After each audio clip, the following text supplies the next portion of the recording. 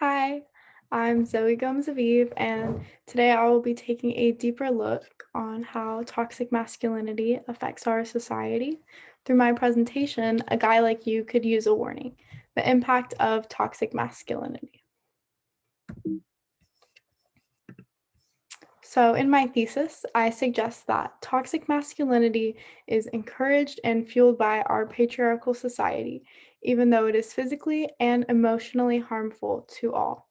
In order to find solutions and limit the harmful effects of toxic masculinity, we must first explore the extent to which the cultural norm affects both those who do and those who do not identify as men. So, the term toxic masculinity is pretty well known within popular culture within our society. However, the extent of its effects are not as well known. So, toxic masculinity is a cultural norm in which masculinity is defined by strength or dominance that a man displays through status, sex, and aggression or violence. So, the violent and aggressive behavior that's produced by toxic masculinity, and then the favor that stems from the patriarchal power structures combine to create feelings of entitlement in men simply due to their gender. So, to better understand the ways in which toxic masculinity impacts our society, we first have to reflect on our own Western patriarchal society. So, in contemporary society, patriarchy is often defined as the organization of power through politics so that men are favored over women. So, the patriarchal control over our society has resulted in the unequal division of power, opportunity, and authority between men and women, as well as other people that do not identify as either of those. So, just because men are more likely to benefit from living in a patriarchal society does not mean that they cannot be negatively impacted by the effects of the patriarchy, like toxic masculinity. So, the term toxic masculinity suggests that masculinity is toxic. However, masculinity or the state of being manly or portraying man like characteristics is based on social concepts and stereotypes of men. And therefore, the description of toxic reflects the behaviors that men are unable to display when living in our patriarchal society. Growing up in a society in which toxic masculinity is embedded within everyday life can and will affect a child's life perspective, no matter their gender. Albert Bandura's social learning theory suggests that children learn actions and behaviors through observation, especially if a role model like their parent is demonstrating those actions or behaviors. So, the theory also suggests that children are more likely to pick up on aggressive or pick up and mimic aggressive behaviors. So, just to connect the dots, um, toxic masculinity is often displayed through aggression and acts of violence, and children are more likely to pick up and mimic aggressive behavior. So, therefore, children are more likely to mimic aggressive behaviors that stem from toxic masculinity.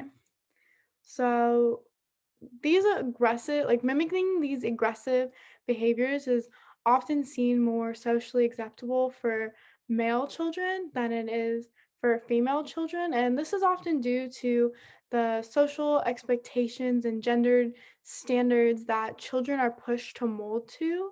Um, like, for example, male children are often encouraged to exhibit the early stages of manly behaviors. Um, the the encouragement to conform to these behaviors as children, like these stereotypically male or female behaviors, has been seen to influence the lifestyle and social interactions of children as they grow up. And the behaviors that are connected to the gender norms and stereotypes are both implicitly and explicitly taught to children. For example, the phrase boys will be boys implicitly teaches that boys' reckless behavior is excusable and will not come with consequences, which later on results in male teens and young adults behaving in reckless ways that can hurt themselves and others. So, toxic masculinity affects the way that children are raised, and it creates a disparity in the behaviors that young girls and boys are allowed to and expected to exhibit, which often predisposes the way that those children will act and behave in their future.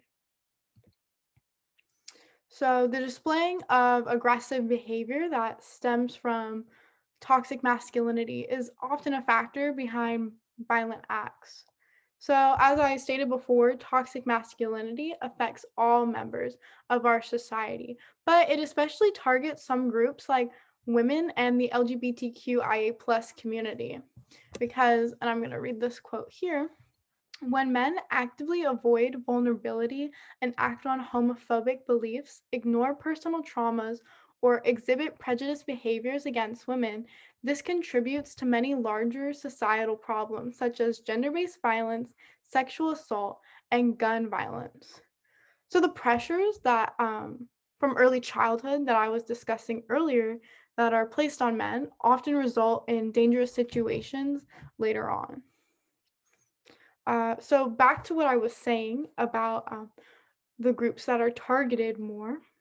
Women and members of the LGBTQIA plus community are often seen as opposition to masculinity, as these groups can and often are stereotypically connected to feminine or non masculine characteristics.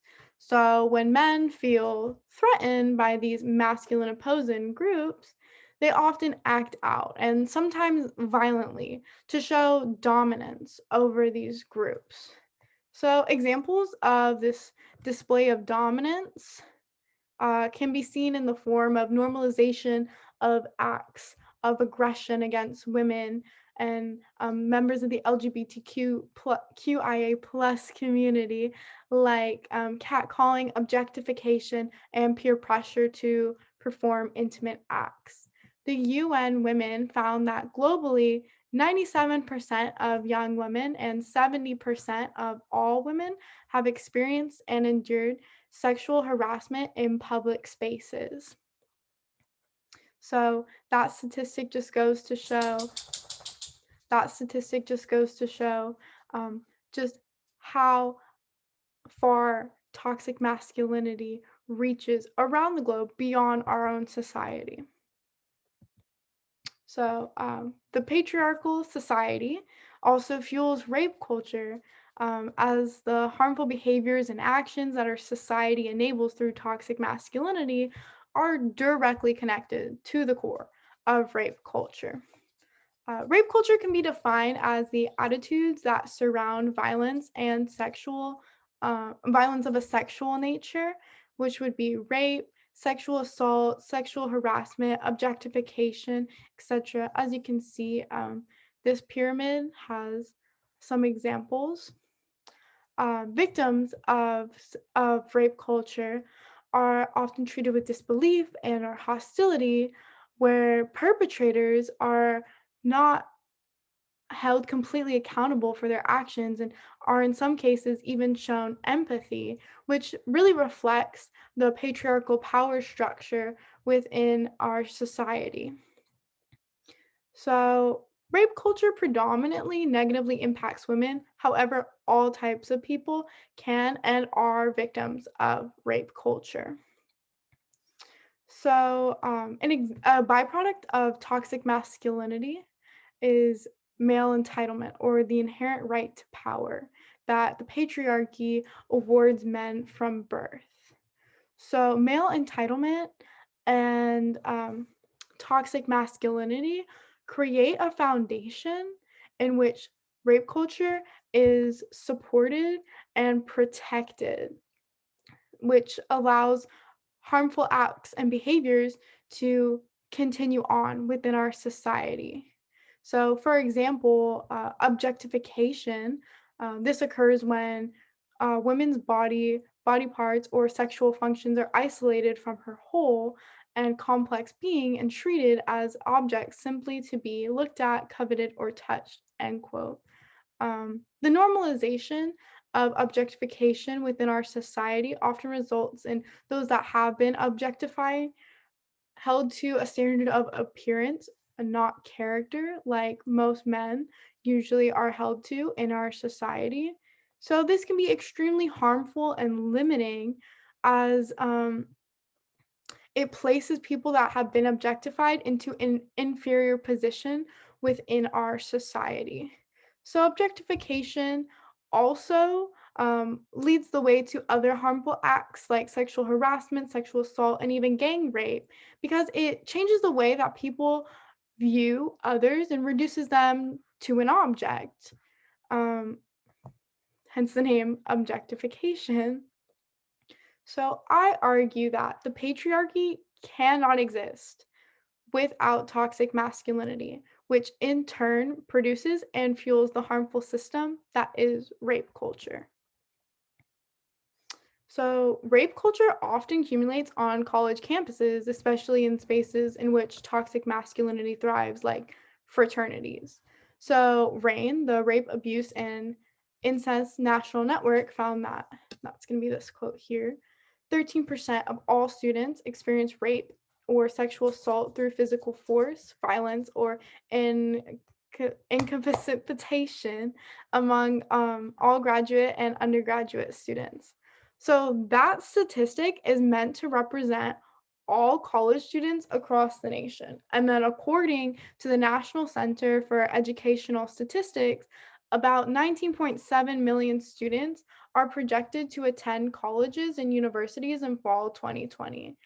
And then this means, like, combining those two statistics, this means that 2,561,000 students will experience rape or sexual assault this year alone. Some factors can increase the chances of experiencing rape. Article from The Guardian found that men in fraternities are about 300 times more likely to commit a rape. Another um, Another negative part of college experience that connects toxic masculinity and college fraternities is hazing. So, hazing can be defined as an initiation into a fraternity to form and test the bonds of brotherhood. Georgetown University has dividing hazing into three categories: subtle, harassment, and violent. However, any type of hazing can result in dangerous outcomes like serious injuries and death. So, the USA Today reported that every year for the past 2 decades, at least one young man has died in connection with fraternity hazing. Whether it's alcohol poisoning, extreme physical labor, or physical injuries, dozens of lives have been lost in the name of fraternal kinship. So, while the definition of hazing can seem somewhat innocent, it's quite dangerous and begs the question, is Greek life really worth it? Fraternities try and cover up assaults, they try and cover up rapes and other wrongdoings to continue to stay on campuses and throw parties, but why are they allowed to do so? I argue that fraternities reflect the patriarchal power structure or the patriarchal power that breeds toxic behavior in our society. Uh, So, toxic masculinity does not just impact our greater community, it poses a direct threat to the health of individual men as well. The Pan American Health Organization stated that 1 in 5 men will not reach the age of 50 in the Americas due to issues relating to toxic masculinity. End quote. And when I first saw that or read that statistic, I was quite surprised, but just a quick look into um, social expectations that stem from toxic masculinity that are placed on men from early childhood made the statistic so much more believable. From a young age, boys are often encouraged to suppress feelings, especially not to display their emotions as it's deemed feminine. And gender norms and peer pressure also encourage boys to partake in more reckless or risk taking behaviors as they mature into adolescence. So, as these riskier behaviors become more normalized and the suppression of emotion becomes more normalized through childhood encouragement and stereotypes and norms, then this results in dangerous um, in dangerous results later on. And the PAHO also found that 36% of deaths in men are preventable, compared with 19% in women, end quote. And most of those deaths were due to reckless behaviors and actions that often stem from the need for an outlet for emotional expression. So, another gender norm that's encouraged by society towards males from a young age is self reliance, more specifically, the avoidance of seeking help, especially for emotional or mental concerns. So, this norm later develops into a lack of self care later in life, which can lead to chronic health problems and even death. So, the normalization of avoiding seeking help and then the normalization of the suppression of emotion um, often leads to the inability to release and regulate emotions later on. Poor regulation of emotion can result in an increased display of aggression or depression. And poor regulation of emotion can often lead people to turn to unhealthy ways to try and cope with it, like substance abuse. Um, and, and those unhealthy ways often hurt the individual, both um, physically and mentally, but it also hurts the people around them. The extent of toxic masculinity can be seen in the high rates of homicide, road injuries, and the cirrhosis of liver that men face over people that don't identify as men. So, while toxic masculinity is not directly responsible for influencing every situation, it's so embedded within our society that it impacts the lives of everyone one way and another.